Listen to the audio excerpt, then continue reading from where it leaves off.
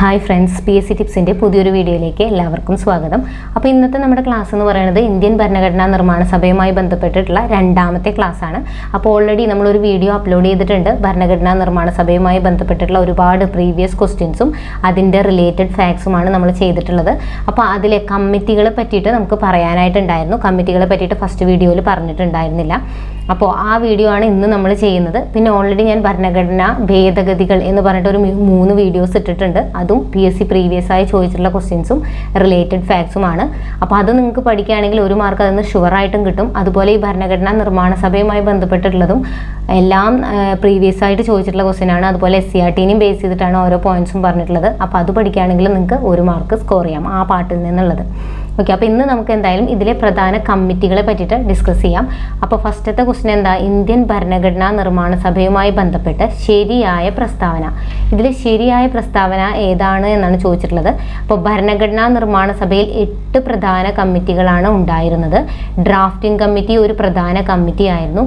ജവഹർലാൽ നെഹ്റു ആയിരുന്നു ഡ്രാഫ്റ്റിംഗ് കമ്മിറ്റിയുടെ ചെയർമാൻ.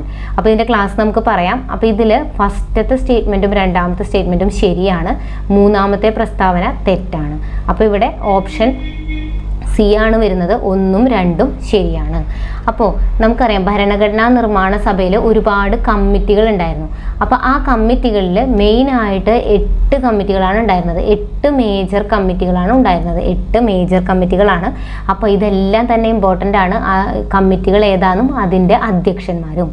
അപ്പോൾ അതിൽ ഫസ്റ്റ് കമ്മിറ്റി എന്ന് പറയുന്നത് ഏതാ? ഡ്രാഫ്റ്റിംഗ് കമ്മിറ്റിയാണ്. ഡ്രാഫ്റ്റിംഗ് കമ്മിറ്റിയുടെ ചെയർമാൻ ആരാണ്? അംബേദ്കർ ആണ്. അടുത്തതാണ് union power committee. Union power കമ്മിറ്റിയുടെ അധ്യക്ഷൻ നെഹ്റു ആണ്. യൂണിയൻ കോൺസ്റ്റിറ്റ്യൂഷൻ കമ്മിറ്റിയുടെയും നെഹ്റു തന്നെയാണ്. അപ്പോൾ union power committee, union constitution committee, union power committee, union constitution committee.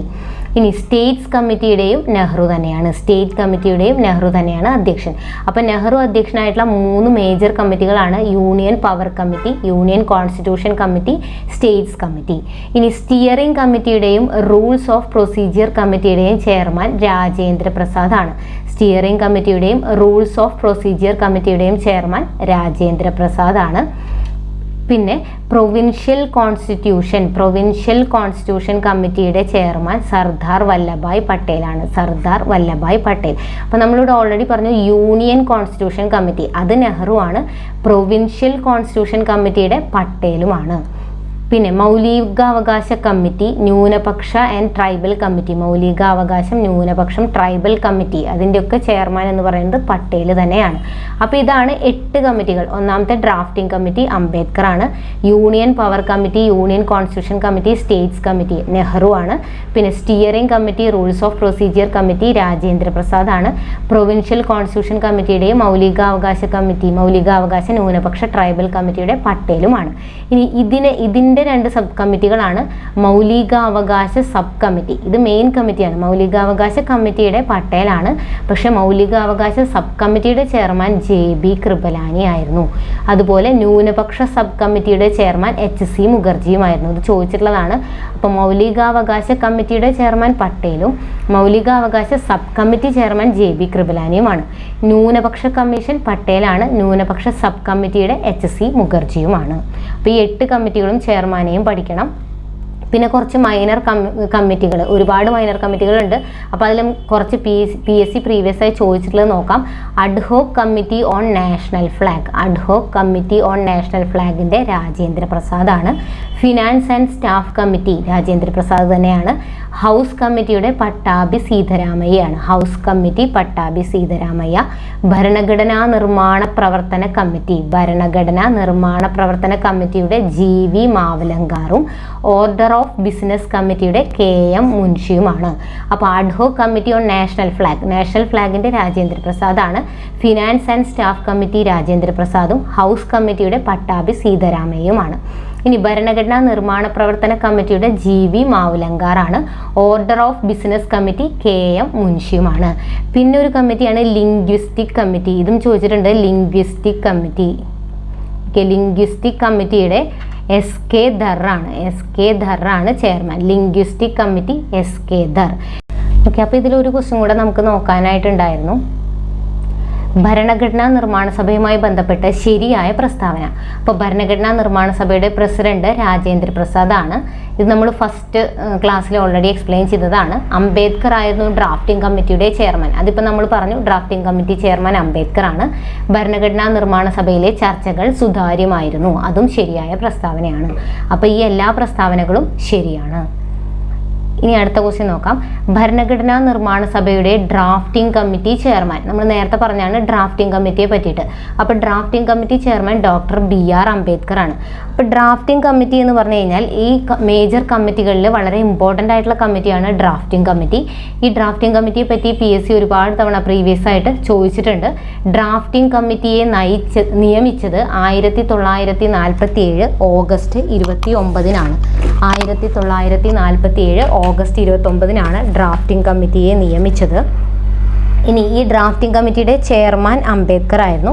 എന്നാൽ ഈ ഡ്രാഫ്റ്റിംഗ് കമ്മിറ്റിയിലെ ആകെ 7 അംഗങ്ങളാണ് ഉണ്ടായിരുന്നത്. ഡ്രാഫ്റ്റിംഗ് കമ്മിറ്റിയിൽ ആകെ അംഗങ്ങളുടെ എണ്ണം എന്ന് പറയുന്നത് 7 ആണ്.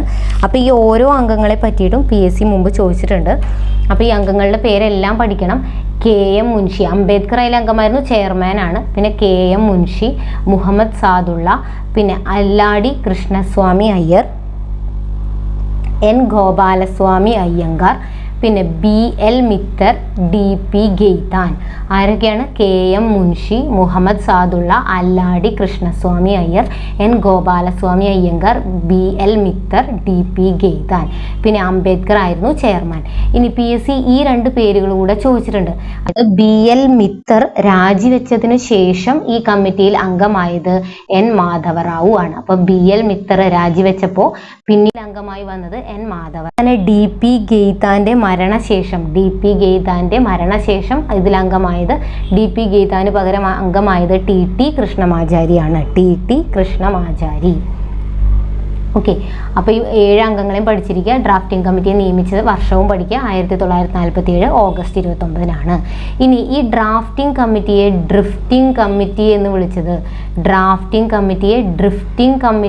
വിളിച്ചത്, നസ്രുദ്ദീനാണ്. നസ്രുദ്ദീൻ അഹമ്മദ്. ഓക്കെ, ഡ്രാഫ്റ്റിംഗ് കമ്മിറ്റിയെ ഡ്രിഫ്റ്റിംഗ് കമ്മിറ്റി എന്ന് വിളിച്ചത് നസ്രുദ്ദീൻ അഹമ്മദ് ആണെന്നും കൂടി ഓർത്തിരിക്കുക. PSC പ്രീവിയസ് ആയി ചോദിച്ചിട്ടുള്ളതാണ്. ഓക്കെ, അപ്പോൾ ഒരു ക്വസ്റ്റ്യനും കൂടെ നോക്കാം. താഴെ തന്നിരിക്കുന്നവയിൽ ശരിയായ പ്രസ്താവനകൾ ഏതെല്ലാമാണ്? ഇന്ത്യൻ ഭരണഘടനാ നിർമ്മാണ സഭയുടെ വൈസ് പ്രസിഡന്റായി 1946 ഡിസംബർ 11-ന് HC മുഖർജിയെ തിരഞ്ഞെടുത്തു. ഇത് ശരിയാണ്. HC മുഖർജിയാണ് വൈസ് പ്രസിഡന്റ്. ഇനി ഇന്ത്യ വിഭജനത്തിന് ശേഷം 9 വനിതാ അംഗങ്ങളായിരുന്നു ഭരണഘടനാ നിർമ്മാണ സഭയിൽ ഉണ്ടായിരുന്നത്. ഇത് തെറ്റാണ്. നമ്മൾ ഓൾറെഡി എക്സ്പ്ലെയിൻ ചെയ്തതാണ്. അപ്പോൾ ഇന്ത്യയിലെ നിയമനിർമ്മാണ സഭകളിൽ 17 വനിതാ അംഗങ്ങളാണ് ഉണ്ടായിരുന്നത്. അത് വിഭജന ശേഷം 15 അംഗങ്ങളായി ചുരുങ്ങി. അപ്പോൾ വിഭജന ശേഷം എത്ര പേരുണ്ടായിരുന്നു? 15 വനിതാ അംഗങ്ങൾ ഉണ്ടായിരുന്നു. ഇനി ഭരണഘടനാ നിർമ്മാണ സഭയുടെ ഫ്ലാഗ് കമ്മിറ്റിയുടെ ചെയർമാൻ JB കൃപലാനി ആയിരുന്നു. നമ്മൾ പറഞ്ഞു ഫ്ലാഗ് കമ്മിറ്റിയുടെ ചെയർമാൻ ആരാണ്? ഡോക്ടർ രാജേന്ദ്ര പ്രസാദ് ആണ്. നേരത്തെ പറഞ്ഞതാണ് ഫ്ലാഗ് കമ്മിറ്റിയെ പറ്റി നമ്മൾ പറഞ്ഞിട്ടുണ്ടായിരുന്നു. രാജേന്ദ്ര പ്രസാദ് ആണ് ഫ്ലാഗ് കമ്മിറ്റിയുടെ ചെയർമാൻ. ഇനി ഈ സഭയുടെ നിയമ ഉപദേഷ്ടാവ് ആരാണ്? BN റാവു ആണ്. ഓക്കെ, അപ്പം നിയമ ഉപദേഷ്ടാവ് ആരാണ്? BN റാവു ആണ്. അത് ശരിയായ പ്രസ്താവനയാണ്.